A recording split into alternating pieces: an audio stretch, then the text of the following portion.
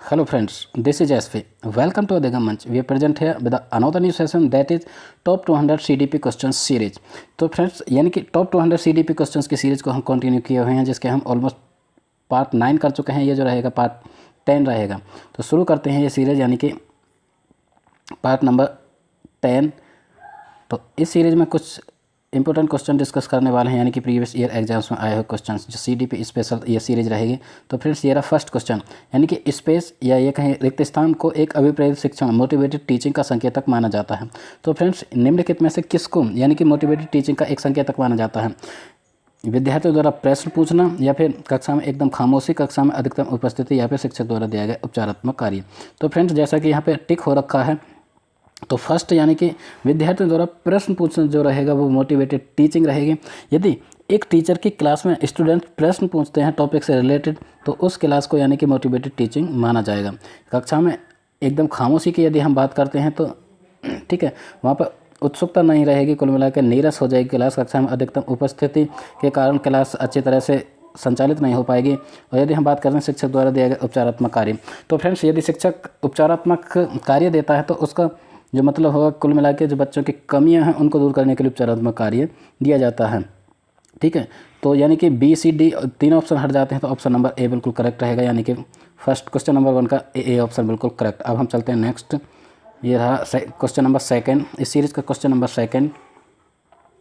निम्नलिखित में से कौन सा कथन अभिप्रेरणा की प्रक्रिया के संदर्भ में उपयुक्त नहीं है? फ्रेंड्स यहाँ पे हम मोटिवेशन से संबंधित यानी कि बात कर रहे हैं, तो जो अभिप्रेरणा की प्रक्रिया है, मोटिवेशन प्रोसेस, उसके संदर्भ में बिल्कुल उपयुक्त नहीं है। ठीक है, तो वो कौन सा एक कथन है? यानी वह व्यक्ति को लक्ष्य की ओर ले जाता है, यानी कि वह व्यक्ति को लक्ष्य की ओर ले जाता है, या फिर वह व्यक्ति की शारीरिक आवश्यकताओं की संतुष्टि करता है, या फिर यह मनोवैज्ञानिक आकांक्षा साइकोलॉजिकल एम्बिशन को प्राप्त करने में सहायता करता है, या फिर डी वह व्यक्ति को अप्रिय स्थिति से दूर रखता है। तो फ्रेंड्स जब भी हम बात करते हैं यानी कि कुल मिलाकर क्वेश्चन में जब पूछा गया निम्नलिखित में अभिप्रेरणा की प्रक्रिया के संबंध में जो सही है सबसे पहले हम उसको देखते हैं, लेकिन क्वेश्चन में पूछा गया है कि कौन सा सही नहीं है।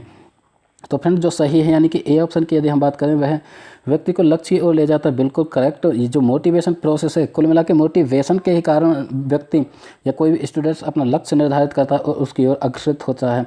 ठीक है, जो मोटिवेशन है एक ड्राइव, एक गति की तरह कार्य करता है। यदि हम बी की बात करें, वह व्यक्ति की शारीरिक आवश्यकताओं की संतुष्टि करता है, यानी कि बायोलॉजिकल नीड्स, ये बिल्कुल करेक्ट है। तो ये सही बात होती है लर्निंग मोटिवेशन प्रोसेस के संबंध में। यदि हम बात करें सी ऑप्शन की, वह मनोवैज्ञानिक आकांक्षा यानी कि साइकोलॉजिकल एम्बिशन को प्राप्त करने में सहायता करता है, बिल्कुल करेक्ट है। यदि हम डी ऑप्शन की बात करें तो डी ऑप्शन वह व्यक्ति की अप्रिय स्थिति को दूर करता है, तो ये ऑप्शन बिल्कुल यहाँ से हट जाता है। कुल मिलाकर जो नहीं पूछा गया, तो क्वेश्चन नंबर 2 का डी ऑप्शन बिल्कुल करेक्ट होता है। ओके फ्रेंड्स, यानी कि ये जो है अभिप्रेरणा की प्रक्रिया के संदर्भ में उपयुक्त नहीं है, यानी कि डी ऑप्शन। अब हम चलते हैं नेक्स्ट क्वेश्चन नंबर 3। तो क्वेश्चन नंबर 3 ये रहा क्वेश्चन नंबर 3, उपलब्धि अभिप्रेरक यानी कि अचीवमेंट मोटिव के संबंध में निम्नलिखित में से कौन सा कथन सही है? तो फ्रेंड्स यहाँ पे मोटिवेशन से संबंधित ज़्यादा क्वेश्चन निकल के आ रहे हैं, यानी कि उपलब्धि अभिप्रेरक अचीवमेंट मोटिव के संबंध में उपलब्धि में से कौन सा कथन सही है? यानी कि उपलब्धि अभिप्रेरक जीवित रहने के लिए आवश्यक है। ठीक है, यानी कि उपलब्धि जो अभिप्रेरक है वो जीवित रहने के लिए आवश्यक है, या फिर हम बात करें ठीक, यदि व्यक्तिगत क्षमताओं यानी कि पर्सनल पोटेंशियल्स की संतुष्टि महत्वपूर्ण है, तो उपलब्धि अभिप्रेरक को विकास प्रेरक कहा जाता है। या फिर हम बात करें यानी कि यदि व्यक्तियों के मध्य प्रतियोगिता पर बल दिया जाता है, तो उपलब्धि अभिप्रेरक को सामाजिक अभिप्रेरक कहा जा सकता है, या फिर डी ऑप्शन यानी कि ऑल ऑफ द एवं उपयुक्त सभी। तो फ्रेंड्स यहाँ पे जो करेक्ट ऑप्शन रहेगा यानी उपयुक्त सभी, डी ऑप्शन बिल्कुल करेक्ट रहेगा, क्योंकि जो उपलब्धि अभिप्रेरक के संबंध में जो सारे के सारे कथन या जब भी हम बात करें यानी कि ऑप्शन ए, ऑप्शन बी और ऑप्शन सी तीनों ही करेक्ट होते हैं, इसलिए हम कह सकते हैं कि ऑप्शन नंबर डी बिल्कुल करेक्ट है, यानी कि उपलब्धि अभिप्रेरक के संबंध में तीनों की तीनों बात सही, इसलिए हम कह सकते हैं कि डी ऑप्शन बिल्कुल करेक्ट है। नेक्स्ट यानी कि क्वेश्चन नंबर 4 की तरफ चलते हैं। ये रहा क्वेश्चन नंबर 4, निम्नलिखित में से कौन सी आंतरिक रूप से अभिप्रेरित बच्चों के लिए सही नहीं है? कुल मिला के आंतरिक रूप से अभिप्रेरित। ठीक है फ्रेंड्स, जब भी हम अभिप्रेरणा यानी मोटिवेशन की बात करते हैं तो there are 2 types of motivation. ठीक है, यानी इंटरनल और एक्सटर्नल, यानी कि आंतरिक और बाह्य अभिप्रेरणा की बात होती है। तो अभिप्रेरणा 2 प्रकार की होती है। यहाँ पे जो बात हो रही है यानी कि आंतरिक रूप से अभिप्रेरित बच्चे, मतलब ऐसे बच्चे जिनको इंटरनल मोटिवेशन मिला हुआ है, तो इस तरह से हम कह सकते हैं कि आंतरिक रूप से अभिप्रेरित बच्चों के लिए निम्नलिखित में से सही नहीं है। तो ये ऑप्शन ए की तरफ चलते हैं। ये हमेशा सफल होते हैं, उन्हें कार्य करने में आनंद आता है, या फिर ये कार्य करते समय उच्च स्तर की ऊर्जा प्रदर्शित करते हैं, डी ऑप्शन ये चुनौती भरे कार्यों को पसंद करते हैं। तो फ्रेंड्स इस क्वेश्चन यानी कि क्वेश्चन नंबर 4 का जो ऑप्शन रहेगा, ऑप्शन ए बिल्कुल करेक्ट रहेगा। ये हमेशा सफल होते हैं, यानी कि ये ऑप्शन बिल्कुल गलत है। बाकी के बाकी जो ऑप्शन है तीनों वो बिल्कुल करेक्ट है, क्योंकि आंतरिक रूप से अभिप्रेरित बच्चों के लिए निम्नलिखित में से सही नहीं है, ये क्वेश्चन में पूछा गया। तो ए ऑप्शन बिल्कुल इनकरेक्ट है, इसलिए क्वेश्चन के हिसाब से ऑप्शन ए सही होता है। नेक्स्ट चलते हैं, यानी कि क्वेश्चन नंबर 5। ये रहा क्वेश्चन नंबर 5, इसे डिस्कस करते हैं। यानी कि बाह्य अभिप्रेरणा यानी कि एक्सट्रिंसिक मोटिवेशन में समावेशित किया जाता है, या फिर यह कहें जो एक्सटर्नल मोटिवेशन है उसमें किस चीज़ को समावेशित किया जाता है। ऑप्शन ए प्रशंसा एवं दोषारोपण, या फिर प्रतिद्वंद्विता, पुरस्कार एवं दंड, या फिर ऑप्शन नंबर 4 परिणाम का ज्ञान यानी कि परिणाम का ज्ञान। तो फ्रेंड्स यानी कि क्वेश्चन नंबर 5 का कौन सा ऑप्शन बिल्कुल करेक्ट रहेगा, यानी कि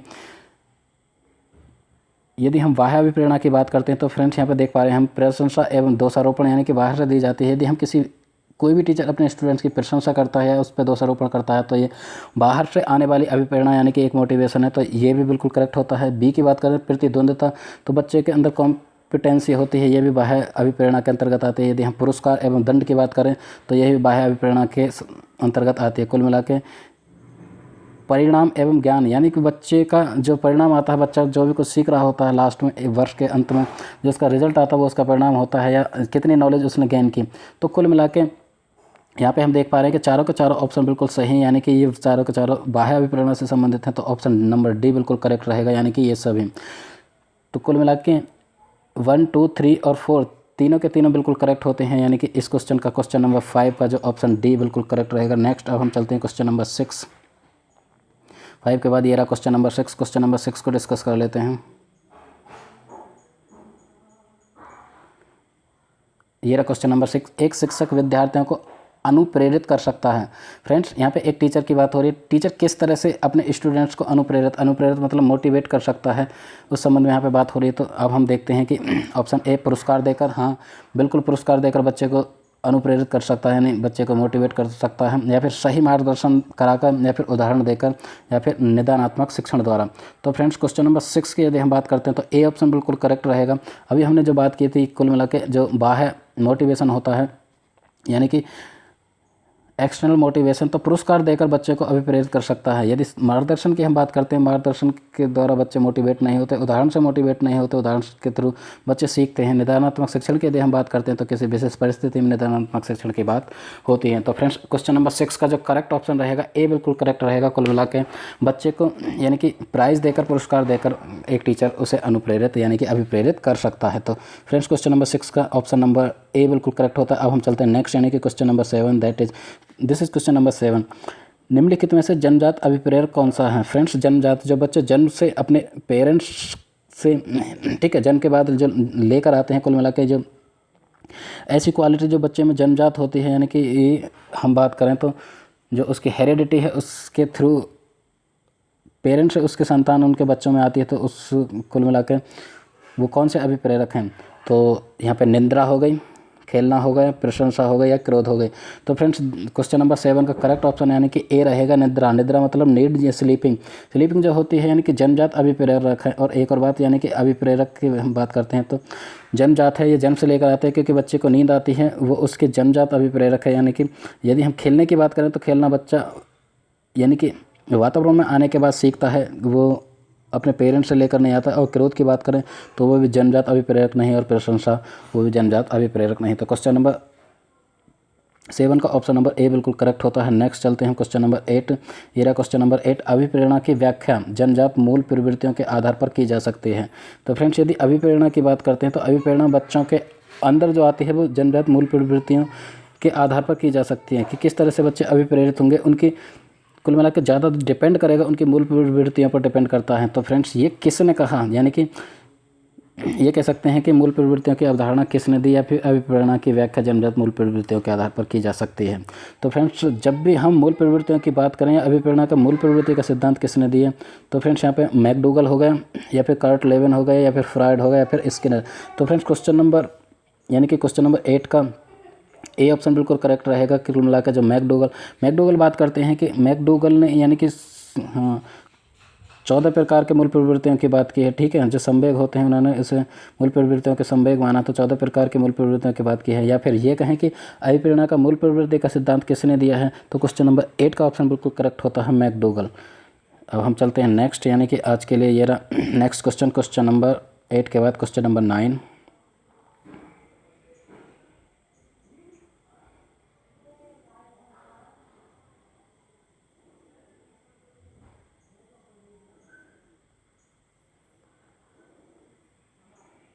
ये रहा क्वेश्चन नंबर 9। क्वेश्चन नंबर 9 कहता है निम्नलिखित में से कौन सा जन्मजात अभिप्रेरक नहीं है। इससे पहले एक क्वेश्चन आया था जिसमें जन्मजात अभिप्रेरक की बात की थी कि कौन सा जन्मजात अभिप्रेरक है। यहाँ पे हम बात करते हैं कि जन्मजात अभिप्रेरक नहीं है। तो फ्रेंड्स यहाँ पे भूख हो गई, प्यास हो गई, आदत हो गई या नींद हो गई। तो फ्रेंड्स भूख जो होती है, बच्चा जन्म से लेकर पैदा होता है, बच्चे को भूख लगती है, तो कुल मिला के ए जो होगा जन्मजात अभिप्रेरक है। ये ऑप्शन यहाँ से हट जाता है। यदि हम बात करते हैं कुल मिला के बी ऑप्शन की प्यास, तो प्यास भी बच्चे को जन्म से ही लगती है। कुल मिला के बच्चा 1 दिन का हो या 2 दिन का हो, ठीक है, क्योंकि ब्रेस्ट फीडिंग करता है बच्चा, माँ का दूध पीता है, तो उसे प्यास होती है कि कुल मिला के उसकी जन्मजात अभिप्रेरक होगी, ठीक है, या उसकी मूल प्रवृत्ति होगी। यदि हम बात करें सी ऑप्शन की, तो आदत और नींद की बात करते हैं, तो डी ऑप्शन भी बिल्कुल करेक्ट रहेगा। तो कुल मिला के इस क्वेश्चन के लिए जो करेक्ट ऑप्शन रहेगा, कुल मिला के जो जन्मजात अभिप्रेरक नहीं है वो रहेगा आदत, क्योंकि हैबिट जो होती है जन्मजात नहीं होती। बच्चा जैसे ही अपने वातावरण में आता है, पेरेंट्स के साथ घुल मिलता है, अपने एल्डर्स के साथ रहता है, तो इस तरह से उसकी कुछ हैबिट्स, कुछ आदत बन जाती हैं जो जन्मजात अभिप्रेरक ना होकर उसके अर्जित अभिप्रेरक माने जाते हैं। तो फ्रेंड्स ये रहा क्वेश्चन नंबर 9। क्वेश्चन नंबर 9 का सी ऑप्शन बिल्कुल करेक्ट होता है। अब हम चलते हैं नेक्स्ट, यानी कि ये क्वेश्चन नंबर 10, इस सीरीज़ का क्वेश्चन नंबर 10। फ्रेंड्स हम जो कर रहे हैं यहाँ पे टॉप 200 क्वेश्चन सीरीज़ कर रहे हैं जो सीडीपी से संबंधित है। तो फ्रेंड्स इसमें ऑलमोस्ट हमने कुल मिला के जो 9 पार्ट हम कर चुके हैं। ये जो पार्ट रहेगा पार्ट नंबर 10 रहेगा फ्रेंड्स इसमें, ठीक है। टॉप 200 क्वेश्चन, जो 200 क्वेश्चन की जो सीरीज़ है उसमें जो 200 क्वेश्चन है वो काफ़ी इंपॉर्टेंट हैं, प्रीवियस ईयर एग्जाम्स में आए हुए क्वेश्चन है। तो फ्रेंड्स ये क्वेश्चन आपकी काफ़ी हेल्प करेंगे, यानी कि CTET में इसी तरह से क्वेश्चन पूछे जाते हैं ये, ठीक है। अब हम नेक्स्ट यानी कि क्वेश्चन नंबर 10 को डिस्कस करते हैं। अभिप्रेरणा के सिद्धांतों के अनुसार, फ्रेंड्स अभिप्रेरणा के सिद्धांत के हमने लास्ट क्वेश्चन में बात की, मैकडोगल का उससे संबंधित है। यहाँ पे अभिप्रेरणा के सिद्धांतों के अनुसार एक शिक्षक यानी कि स्पेस के द्वारा सीखने को संवर्धित कर सकता है।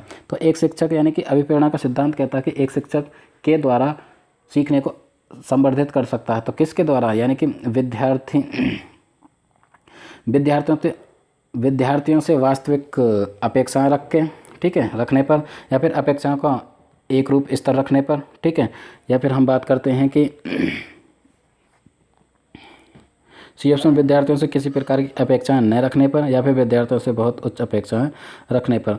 तो फ्रेंड्स यानी कि अभिप्रेरणा के सिद्धांतों के अनुसार एक शिक्षक द्वारा सीखने को संवर्धित, तो सीखने को जो संवर्धित किया जा सकता है एक टीचर, एक शिक्षक द्वारा, वो रहेगा यानी कि ऑप्शन नंबर सी बिल्कुल करेक्ट रहेगा, यानी कि ऑप्शन नंबर यहाँ पे ऑप्शन नंबर ए बिल्कुल करेक्ट रहेगा, विद्यार्थियों से वास्तविक अपेक्षाएं रखकर।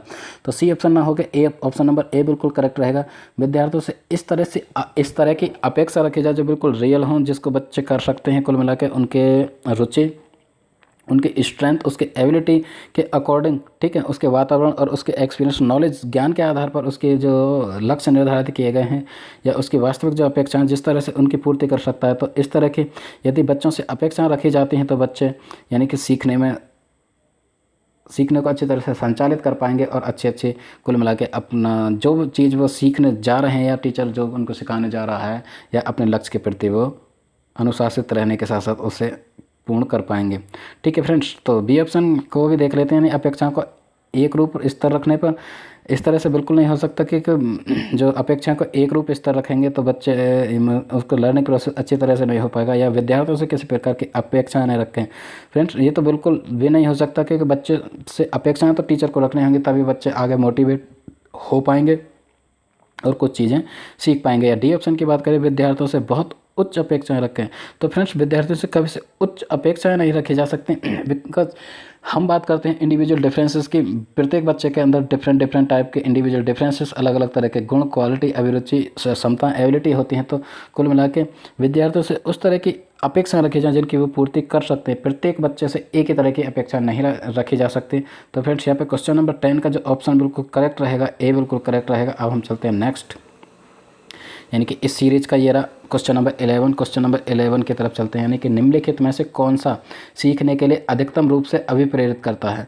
तो फ्रेंड्स सबसे ज़्यादा जो अभिप्रेरित करता है, सबसे ज़्यादा जो मोटिवेटेड करता है निम्नलिखित में से वो क्या रहेगा, यानी कि लर्निंग प्रोसेस, सीखने से संबंधित बच्चा किसी तरह से जब बच्चा सीखता है तो उसमें सबसे ज़्यादा जो मैक्सिमम मोटिवेशन का काम करेगा वो क्या रहेगा, यानी कि बहुत सरल या कठिन लक्ष्यों का चयन करके, ठीक है, या फिर लक्ष्य को प्राप्त करने में व्यक्तिगत संतुष्टि, या फिर बाह्य कारक, या फिर असफलता से बचने के लिए अभिप्रेरणा। तो फ्रेंड्स सिर्फ असफलता से बचने के लिए अभिप्रेरणा नहीं, क्योंकि लक्ष्य निर्धारण की यहाँ पे बात हो रही है। तो लक्ष्य निर्धारण के लिए सिर्फ असफलता से बचने के लिए अभिप्रेरणा नहीं, और बाह्य कारक, सिर्फ बाह्य कारक से भी काम नहीं चलने वाला, क्योंकि दो तरह के हमने कारक की बात की, इंटरनल भी होते हैं और एक्सटर्नल भी होते हैं। तो दोनों तरह से कारक होने चाहिए, तभी बच्चे अपने लक्ष्य के प्रति कर्तव्यनिष्ठ हो सकते हैं, लक्ष्य को निर्धारित कर सकते हैं। या फिर बी ऑप्शन की तरफ चलें, लक्ष्यों को प्राप्त करने में व्यक्तिगत संतुष्टि। हाँ, ऑप्शन नंबर ए बिल्कुल करेक्ट होता है इस क्वेश्चन का, क्योंकि बच्चे लक्ष्य को प्राप्त करने के लिए व्यक्तिगत संतुष्टि, अपने व्यक्तिगत इंडिविजुअल डिफरेंसेस के आधार पर बच्चे अपने लक्ष्य को निर्धारित करने के लिए अग्रसर रहेंगे, आगे बढ़ेंगे। तो फ्रेंड्स यहाँ पे ऑप्शन नंबर बी बिल्कुल करेक्ट होता है। या हम बात करें ए की, तो बहुत सरल या कठिन लक्ष्य को चयन करने की प्रवृत्ति, इस तरह से, यानी कि कठिन और सरल लक्ष्यों के आधार पर भी बच्चे यानी कि अधिकतम अभिप्रेरित नहीं हो सकते। बच्चे तभी अभिप्रेरित होंगे क्योंकि उनके सामने उनका लक्ष्य निर्धारण होगा। क्योंकि जब भी हम सीखते हैं या जब भी हम कोई भी चीज़ करने की कोशिश करते हैं, जब भी हम तैयारी कर रहे होते हैं, तो हमारा एक लक्ष्य होता है कि हमको सीटेट पास करना है या फिर जॉब पानी है, उससे आगे इंटरव्यू होगा, ठीक है, उसको करना। तो इसलिए हम तैयारी करते हैं। जो हमारा मोटिवेशन का मैक्सिमम मोटिवेशन का काम करता है, हमारा एक लक्ष्य, हमारा एक टारगेट एम होता है। तो उसकी पूर्ति के लिए, उसके कुल मिला के प्राप्ति के लिए अलग अलग तरह से लोग तैयारी करते हैं और अलग अलग संतुष्टि के कारण अपने लक्ष्य को प्राप्त करते हैं। तो फ्रेंड्स यहाँ पे क्वेश्चन नंबर 11 का बी ऑप्शन बिल्कुल करेक्ट रहेगा। नेक्स्ट चलते हैं, यानी कि क्वेश्चन नंबर 12। ये रहा क्वेश्चन नंबर 12, आंतरिक रूप से अभिप्रेरित विद्यार्थी। फ्रेंड्स यहाँ पे इंटरनल जो मोटिवेशन है उससे संबंधित क्वेश्चन पूछा जा रहा है कि आंतरिक रूप से जो अभिप्रेरित विद्यार्थी वो क्या करेंगे, यानी कि विद्यार्थी के लिए पुरस्कार की बिल्कुल भी आवश्यकता नहीं है, ठीक है। या फिर हम बात करते हैं नेक्स्ट, यानी कि आंतरिक रूप से अभिप्रेरित विद्यार्थियों के लिए बाह्य पुरस्कार उसकी प्रेरणा को बनाए रखने के लिए पर्याप्त नहीं है। या फिर बाह्य रूप से अभिप्रेरित विद्यार्थी की तुलना में अभिप्रेरणा स्तर कम होता है। या फिर उनके लिए औपचारिक शिक्षा की आवश्यकता नहीं है। फ्रेंड्स, उनके लिए औपचारिक शिक्षा की आवश्यकता नहीं है। यदि बच्चा आंतरिक रूप से अभिप्रेरित है तो उनके लिए औपचारिक शिक्षा की आवश्यकता तो है, क्योंकि सिर्फ वो अभिप्रेरित है, उसे एजुकेशन ना देने से काम नहीं चलने वाला, उसे एजुकेशन तो देनी ही पड़ेगी, ठीक है। औपचारिक जो फॉर्मल एजुकेशन वो देनी पड़ेगी। सी ऑप्शन की बात करते हैं, बाह्य रूप से अभिप्रेरित अभ्यर्थी की तुलना में अभिप्रेरणा स्तर कम होता है। बिल्कुल भी नहीं, ऐसा नहीं है कि बाह्य रूप से बच्चे ज़्यादा अभिप्रेरित होते हैं और आंतरिक रूप से नहीं। तो कुल मिला के दोनों का एक बैलेंस होता है, ठीक है। जो अभिप्रेरणा है इंटरनल हो या एक्सटर्नल हो, दोनों तरह से बच्चा अभिप्रेरित होता है और अपने लक्ष्य के प्रति संवर्धित यानी कि अग्रसर होता है। तो यहाँ पे ये ऑप्शन नंबर सी भी हट जाता है। यदि हम बी की बात करें, के लिए बाह्य पुरस्कार उसकी प्रेरणा को बनाए रखने के लिए पर्याप्त नहीं है। सिर्फ बाह्य जो पुरस्कार उसकी अभिप्रेरणा को बनाने के लिए पर्याप्त नहीं है। सिर्फ पुरस्कार से काम नहीं चलने वाला, कि बाह्य अभिप्रेरणा यदि हम बच्चे को दे रहे हैं तो सिर्फ पुरस्कार देते रहें, हर बात पर पुरस्कार, हर बात पर प्राइज़ देते रहें, तो ये भी सही नहीं। तो इस क्वेश्चन का यानी कि क्वेश्चन नंबर 12 का ऑप्शन नंबर ए बिल्कुल करेक्ट रहेगा कि आंतरिक रूप से अभिप्रेरित बच्चों के लिए या विद्यार्थियों के लिए पुरस्कार की बिल्कुल भी आवश्यकता नहीं है, ठीक। क्योंकि उनको पुरस्कार ना भी दें तब भी वो आंतरिक रूप से यानी कि इंटरनल रूप से वो अभिप्रेरित है, इसलिए वो अपने लक्ष्य के प्रति अग्रसर रहेंगे और उसे पूर्ण करने की कोशिश करेंगे। या उनका जो लर्निंग अधिगम प्रोसेस है यानी कि लर्निंग प्रोसेस सुचारू रूप से संचालित होता रहेगा या वो सीखते रहेंगे। अब हम चलते हैं नेक्स्ट, यानी कि क्वेश्चन नंबर 13।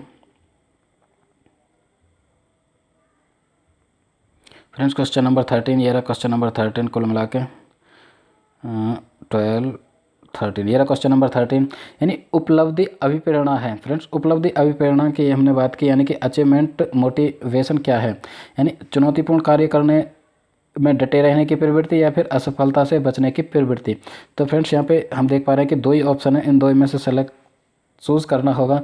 तो फ्रेंड्स, आपके लिए ये क्वेश्चन और इजी हो जाता है कि उपलब्धि परीक्षण यानी कि उपलब्धि जो अभिप्रेरणा है उसके अंतर्गत क्या है, असफलता से बचने की प्रवृत्ति? नहीं, बिल्कुल नहीं कि असफलता से बचने की प्रवृत्ति। ऐसा नहीं कि उपलब्धि अभिप्रेरित जो बच्चे हैं वो असफल नहीं होते, असफल तो होते हैं। तो जो उपलब्धि परीक्षण है वो चुनौतीपूर्ण कार्य करने में डटे रहने की प्रवृत्ति, या किसी भी चुनौतीपूर्ण कार्य में जो बच्चा डटा रहता है उसको यानी कि उपलब्धि अभिप्रेरणा होती है, यानी कि वो उपलब्धि अभिप्रेरित होता है। तो कुल मिला के वो अपने अचीवमेंट, अपने उपलब्धि के लिए प्रत्येक चुनौती, किसी भी सिचुएशन में अभिप्रेरित होता है और काम करने की प्रवृत्ति उसमें जागृत रहती है। कुल मिला के वो सीखने की कोशिश करता रहता है। तो फ्रेंड्स क्वेश्चन नंबर 13 का ऑप्शन नंबर ए बिल्कुल करेक्ट रहेगा, चुनौतीपूर्ण कार्य करने में डटे रहने की प्रवृत्ति। तो ये रहा क्वेश्चन नंबर 13 यानी कि 13वां क्वेश्चन। अब हम चलते हैं क्वेश्चन नंबर 14। क्वेश्चन नंबर 14 14वें क्वेश्चन की तरफ चलते हैं। 14वां क्वेश्चन ये रहा, यानी सीखने की प्रक्रिया में अभिप्रेरणा, सीखने की जो प्रक्रिया है यानी कि लर्निंग प्रोसेस में जो मोटिवेशन है किस तरह से, उसका क्या रोल होता है मोटिवेशन का फ्रेंड्स। यानी कि क्वेश्चन नंबर 14 की तरफ चलते हैं। नेक्स्ट यानी कि इसका ऑप्शन नंबर ए पिछले सीखे हुए को नए अधिगम से अलग करती हैं? बिल्कुल भी नहीं। यदि हम लर्निंग प्रोसेस में मोटिवेशन का काम करते हैं तो जो सीखा हुआ यानी कि पीछे जो सीखा हुआ है और नया जो सीखने की कोशिश कर रहा बच्चा उसको अलग करती है, ये ऑप्शन बिल्कुल हट जाता है। ऐसा बिल्कुल भी नहीं।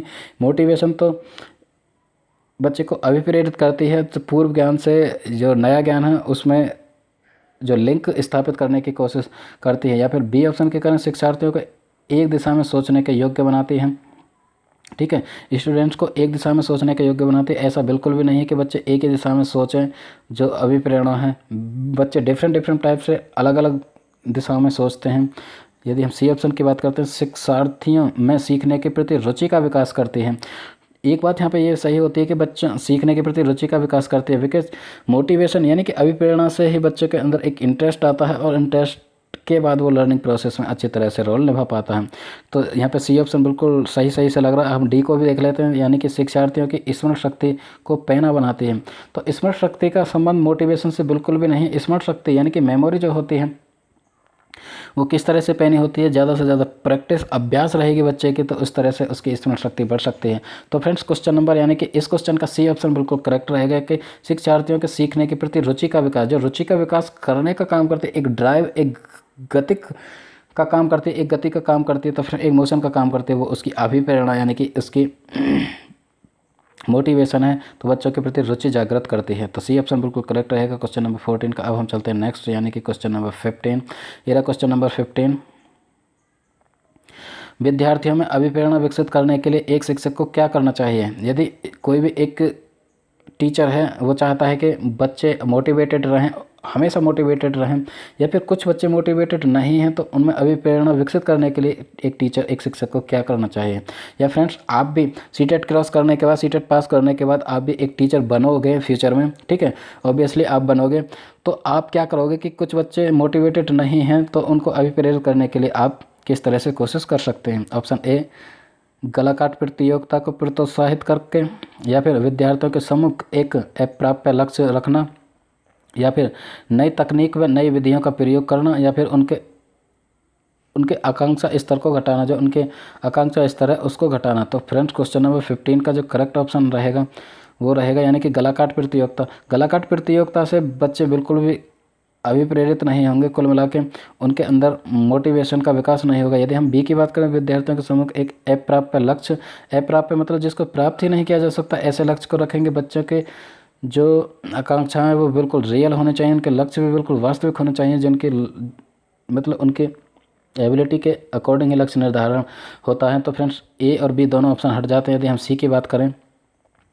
सी की यदि हम बात करते हैं, नई तकनीक व नई विधियों का प्रयोग करके अपने टीचिंग में आप डिफरेंट टाइप की टेक्नोलॉजीज़ का उपयोग करेंगे, जिसके कारण बच्चों के जो आप टीचिंग करने जा रहे हैं उसमें बच्चे इंटरेस्ट लेंगे और मतलब उनकी क्यूरियोसिटी बढ़ेगी, उत्सुकता बढ़ेगी। तो कुल मिला के बच्चे ऑब्वियसली खुद अपने आप से मोटिवेटेड रहेंगे और वो अच्छी तरह से यानी कि पढ़ाई में उनकी रुचि बनी रहेगी। ये डी ऑप्शन की बात करते हैं, उनके आकांक्षा स्तर को घटाना। तो फ्रेंड्स यानी कि साइकोलॉजी में नेगेटिव बात तो कहीं भी सटीक बैठती ही नहीं है। यदि हम एजुकेशन करने जा रहे हैं, टीचिंग करने जा रहे हैं, बच्चों को सिखाने की कोशिश कर रहे हैं, तो नकारात्मक सोच तो हम लेकर जा ही नहीं सकते। तो एक टीचर नकारात्मक बिल्कुल भी नहीं हो सकता। तो क्वेश्चन नंबर यानी कि 15 का सी ऑप्शन बिल्कुल करेक्ट रहेगा, नई तकनीक व नई विधियों का प्रयोग करके। तो फ्रेंड्स इस क्वेश्चन को डिफरेंट तरीके से पूछा जा सकता है कि क्वेश्चन की लैंग्वेज सेम रहेगी और यहाँ पे ऑप्शन अलग हो सकते हैं। तो यहाँ पे जो ऑप्शन बिल्कुल सही है वो है नई तकनीक व नई विधियों का प्रयोग करके। एक टीचर नई तकनीक और नई यानी कि नई नई टेक्नोलॉजीज़ के थ्रू बच्चों को मोटिवेट कर सकता है। तो फ्रेंड्स यानी कि ये रहा क्वेश्चन नंबर 15 का करेक्ट ऑप्शन यानी कि ऑप्शन नंबर